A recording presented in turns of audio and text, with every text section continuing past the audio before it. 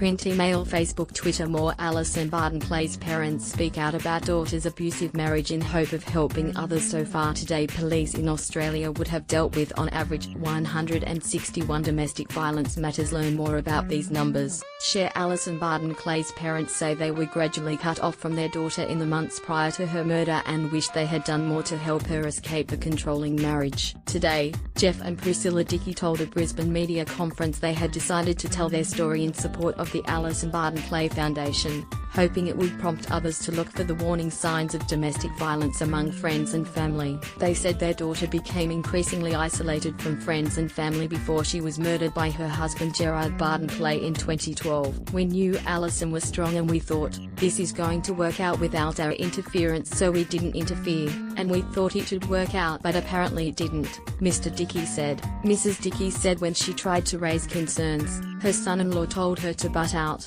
We feared that anything might happen to her if we interfered, that he would take it out on her or the girls. That was our main worry, she said. I think she was very frightened of him. He was a very dominating man. He ruled the roost. Regardless, Baden-Clay was convicted of Allison's murder in 2014 and is serving a life sentence in prison. Mr. Dickey said he hoped sharing his daughter's experience would help other domestic violence victims. In Allison's case, there were three main signs that were noticed over time: gradual isolation, control of finances and reduction in level of self-esteem, he said. They are just three signs of many in which little things happened over a length of time that can be easily overlooked. Often domestic violence is stereotyped, but we've all come to realize it can happen to anyone in any form of life. Allison was a highly educated and generous woman, and it is important to our family that Allison's legacy is a positive one and that by sharing her story she may help others.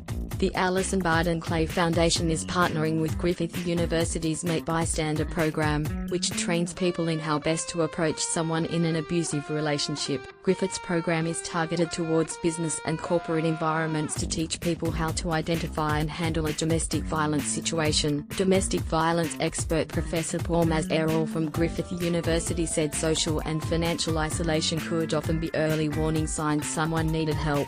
It's very hard for a woman experiencing domestic violence or isolation to break through. It's about educating people that these are warning signs, and that there's an opportunity to intervene that's sensitive and careful. We think having the conversation is worth taking the risk. Yes, these are private matters, but they can also be matters of life and death. Print, email, Facebook.